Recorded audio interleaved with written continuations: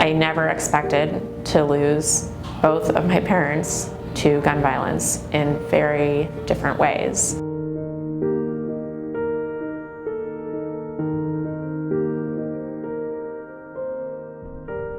Here in America, the odds of getting shot or killed from a gun are extremely high. I never thought that this was an issue that I would be involved in or care so much about.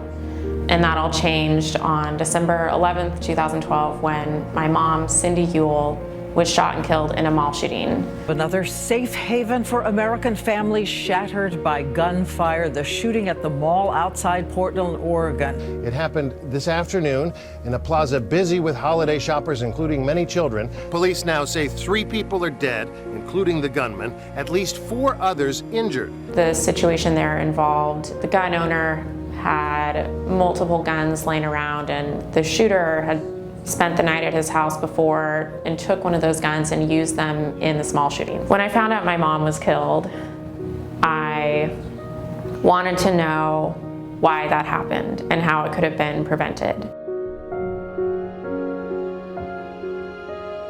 I knew that suicides were the leading cause of gun deaths in America.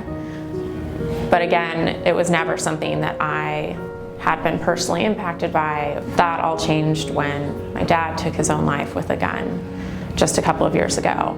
And all of a sudden, I now found myself becoming an advocate right around the time that my dad decided to take his own life with a gun. A new type of gun law was starting to be championed in states around the nation.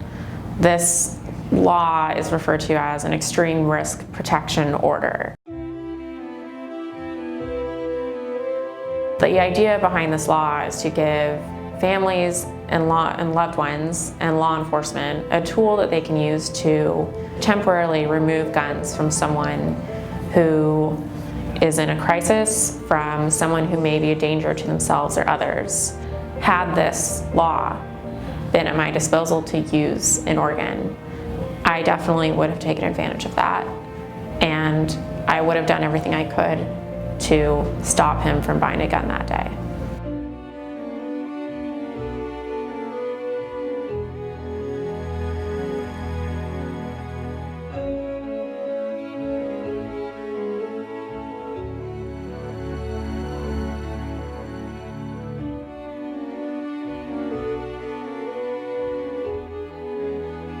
It's important for people to remember that gun violence can happen to anyone, and it does. We have a huge problem in this country with gun violence. The number of Americans that die every day from guns in this country is off the charts. It is not even comparable to other first world nations. Gun violence is a complicated issue. There's no one thing that's going to solve every part of it, but there is so much more that we can do to prevent gun violence. And by voting for candidates who are committed to improving our laws to reduce gun violence, we can help save lives in this country. Don't wait until gun violence is something that happens to you or your family. The time to get involved is now.